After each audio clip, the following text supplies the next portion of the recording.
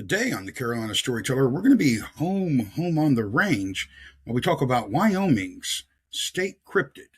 Stay tuned. This is the Carolina Storyteller. In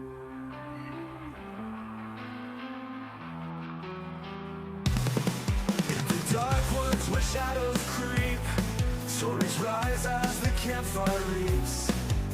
Jonathan's voice a haunting thrill. With every tale he bends on will.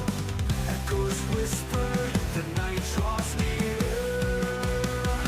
By the firelight our fears collide. The Carolina Storyteller on guide. Through the spooky, the threatening fight. Fables of darkness igniting the night of the night.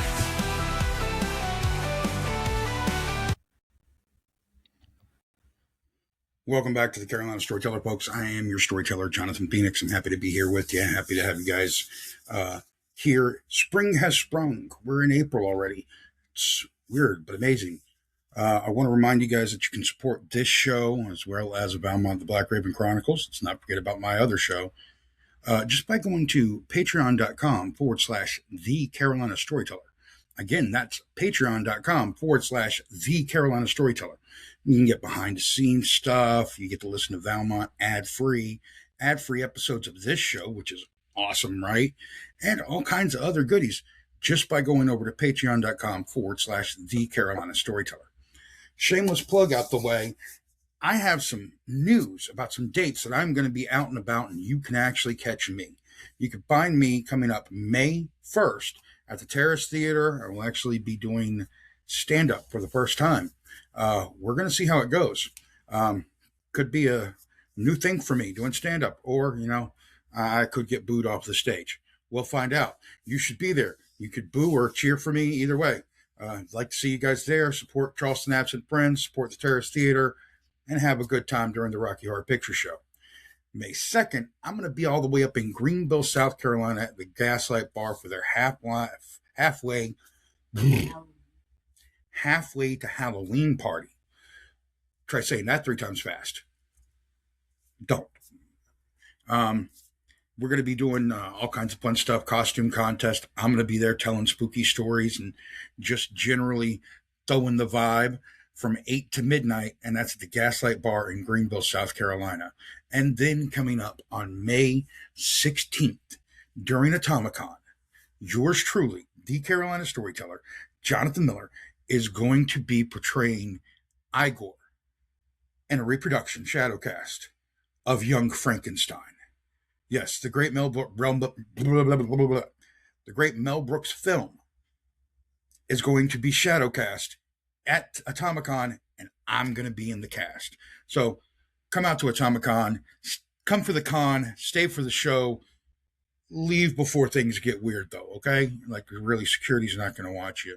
That convention is going to be May 16th and 17th, so it's a great Saturday, Sunday convention, but you really want to be there for the 16th so you can catch me playing Igor and the rest of Charleston Absent Friends as they put on Young Frankenstein.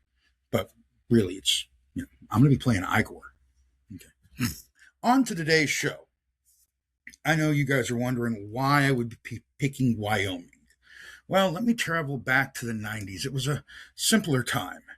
Sunday evenings, we would sit around the TV and we would watch pretty much the same shows. And this show was called America's Funniest Home Videos. If you don't know what the show is, it's basically Fail Army, but it only came on once a week. It was before the internet, and it was 30 minutes of watching people fail in funny ways.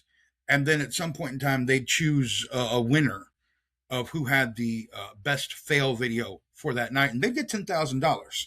But in between the videos, they introduced a creature known as the Jackelope. Now, on America's Funniest Home Videos, the Jackelope was being stalked by this one same hunter, and he would elude the hunter in mysterious ways and end up in all kinds of fun situations in these little 3-minute shorts where he would generally say at some point in time, "Fast as fast can be, you'll never catch me." Yes, I can still do the voice. Okay, the jackalope was guaranteed my favorite part of the whole show. I used to love watching these clips, and I always thought it was just some funny, made up thing. So imagine my surprise when I found out that the jackalope, for years, has been the official cryptid of the state of Wyoming, not Wisconsin. If you go to Wisconsin, it's a different cryptid. It's Wyoming. Okay, way out there in Wyoming, they have these things apparently. Now the jackalopes are elusive creatures. They are, of course, a jackrabbit with antelope horns. Um, these horned rabbits are amazingly fast. The legend says that they can run up to 90 miles an hour. They are approachable, um, and generally have a timid demeanor until you threaten them, and then, of course, you could get the horns. Jackalopes are carnivorous, and they prey on smaller animals. Um, they generally only mate during the lightning storms in Wyoming, which that was news to me. I didn't know Wyoming had lightning storms, but apparently that's why there are so few. Also, attested to that is that because of the horns and the mating process, some jackalopes don't survive mating, so that's why their numbers are so few. So these elusive, very fast creatures also have the ability to mimic sounds almost identically. In fact, cowboys used to hear them singing with them as they would sing cowboy songs out by the fire.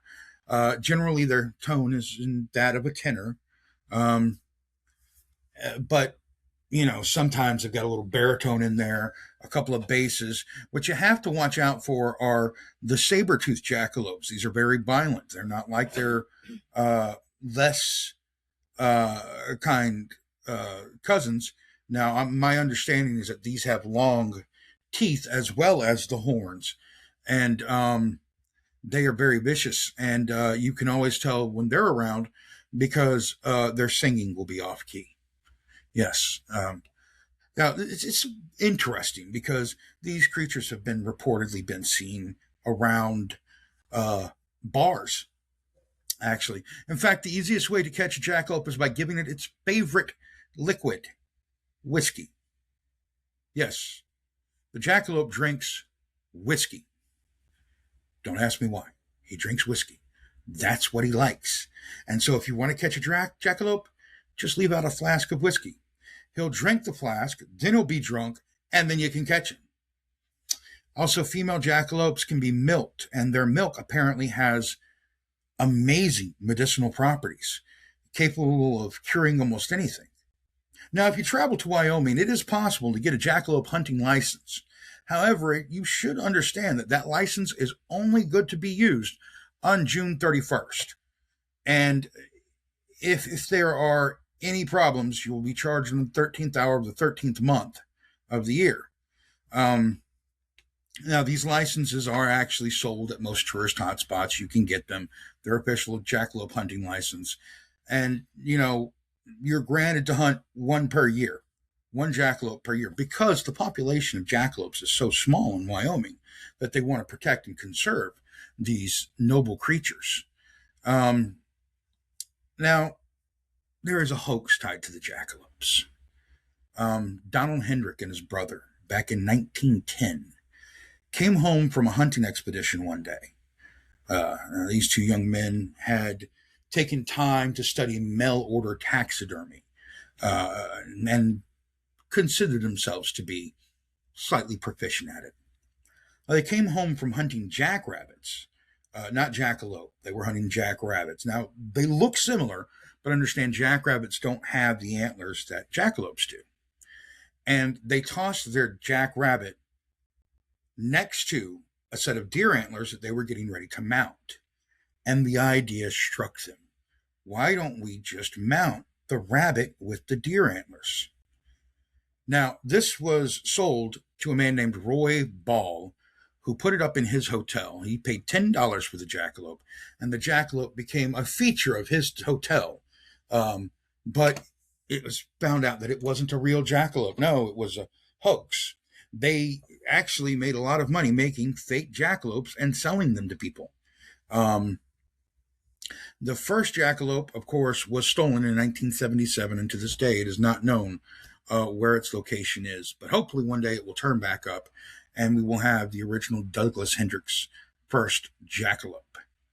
So, folks, if you're ever out in Wyoming and you're camping and you happen to be singing, you hear someone singing along, well, maybe it's just a jackalope prancing by, and he just wanted to sing with you. And if there's lightning, be careful, because you don't want to interrupt their mating ritual. Beware damaging the jackalope population. It's very, very, very serious. They're endangered now. So be very careful when you're out in Wyoming on the range. That's our story for today, folks. I hope that you enjoyed it. I hope that you go and get your jackalope hunting license in Wyoming and have success in finding the elusive creature that he is. Remember to support this show and Valmont the Black Raven Chronicles by going to patreon.com/The Carolina Storyteller. And always, if you check the links in the bio, there is our merch link and links to my books and things like that. So be sure to check out that. Be sure to go to Patreon. And as always, stay spooky, my friends. I'll see you next time.